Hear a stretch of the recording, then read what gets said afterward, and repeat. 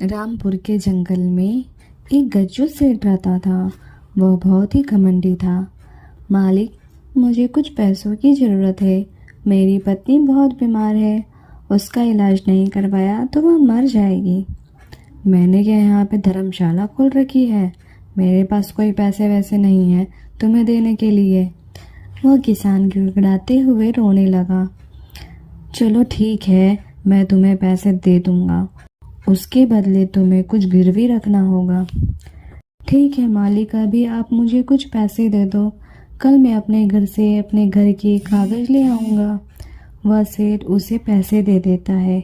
गज्जू सेठ हमेशा ही गरीब लोगों की मजबूरी का फ़ायदा उठाता था। उसी जंगल में एक गरीब टूनी चिड़िया रहती थी जो अपने माता पिता के साथ रहती थी। उसके माँ बाप बूढ़े थे। वह उनकी देखरेख करती थी। उनके घर में उसके अलावा कोई भी काम करने वाला नहीं था। वह दिन रात खेतों में काम कर कर अपने घर का खर्च चलाती थी। वह अपने छोटे से ही खेत में दिन रात मेहनत करके अपना घर चला लेती थी। टूनी, तुम तो बहुत मेहनती हो। तुम तो इस छोटे से खेत से ही बहुत अच्छी फसल पा लेती हो। यह सब तुम्हारी मेहनत का फल होता है। पर कहते हैं ना, मुसीबत कभी बताकर नहीं आती। ऐसा ही हुआ टूनी के साथ। टूनी, तुम्हारी फसल तो बहुत अच्छी हुई है इस बार तो। हाँ रानो बहन, ये सब भगवान की कृपा है। तभी अचानक वहाँ पर घने बादल आ जाते हैं। हे भगवान, ये बादल कहाँ से आ गए? अगर बारिश हुई तो मेरी सारी फसल बर्बाद हो जाएगी। तभी अचानक तेज बारिश आने लगती है। टूनी और रानो जल्दी से एक पेड़ की कोकर में छुप जाते हैं। बारिश तेज होती जा रही थी। तभी अचानक ओले भी पड़ने लगते हैं और सारी फसल बर्बाद हो जाती है। हे भगवान, ये तूने क्या किया? मेरी सारी फसल बर्बाद हो गई। अब मैं कैसे अपने घर को चलाऊंगी? चुप हो जाओ टूनी, भगवान की मर्जी के आगे किसी की नहीं चलती है। कुछ देर बाद बारिश रुक जाती है। टूनी और रानो अपने अपने घर आ जाते हैं। टूनी जब घर आती है तो उसकी माँ उसका इंतज़ार कर रही थी। बेटा, बहुत लेट हो गई। इतनी बारिश में कहाँ थी और तुम इतनी परेशान क्यों हो? माँ, इस बारिश ने हमारी सारी फसल बर्बाद कर दी। अब हमारा गुजारा कैसे होगा? पिताजी की दवाइयाँ कैसे होंगी? टूनी की माँ उसे चुप कराती है। फिर रात हो जाती है।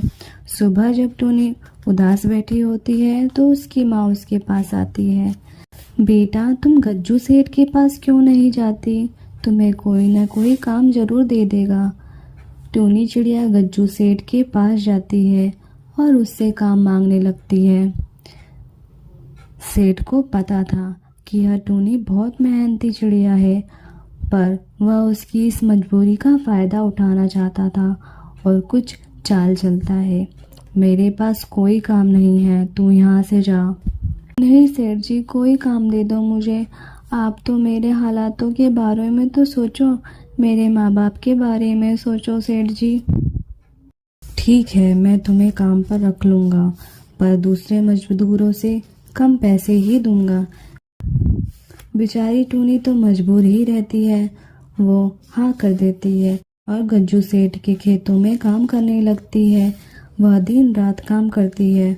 उसकी मेहनत से इस बार गज्जू सेठ की फसल बहुत अच्छी हुई थी, पर सेठ तो था ही गरीबों का फ़ायदा उठाने वाला और सताने वाला। टूनी, कल से तुम काम पर मत आना। अब मेरे पास तुम्हारे लिए कोई काम नहीं है। सेठ जी, ऐसा क्या गलती हो गई है मुझसे? आप मुझे काम से ना निकालें। आप मुझे ना निकालें काम से सेठ जी, कुछ तो रहम करें। ये लो आज की कमाई के पैसे और यहाँ से निकलो।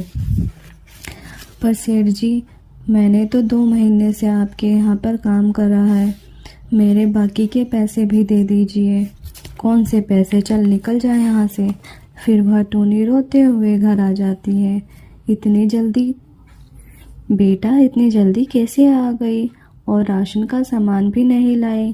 बेटा, घर में कुछ भी खाने को नहीं है। टूनी माँ को सारी बात बताती है।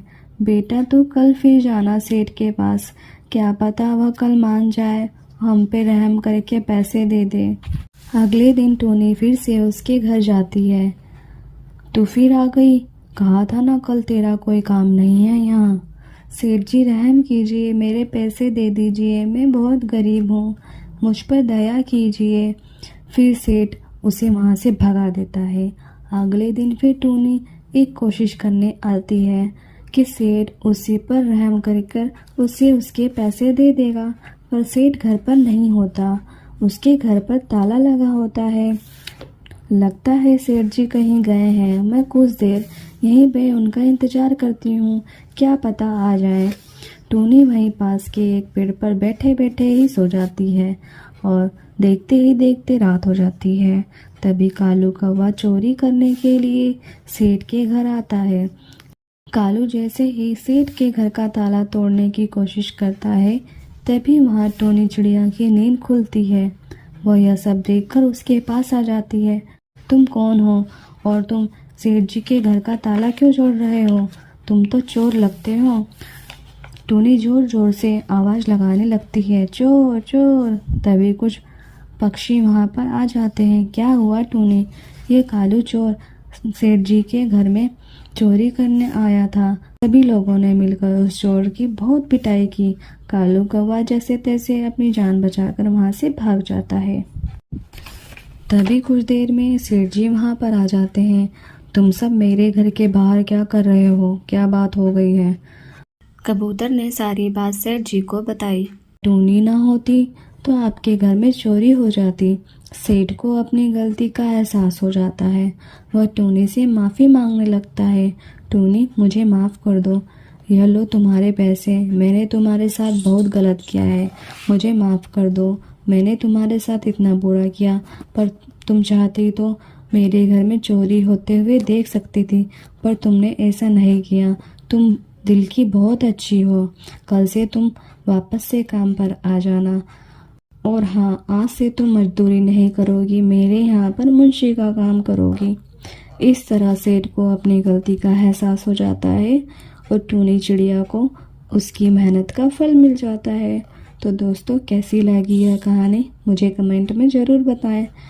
और भी अच्छी अच्छी कहानी देखने के लिए हमारे चैनल को लाइक, शेयर एंड सब्सक्राइब करें। धन्यवाद दोस्तों।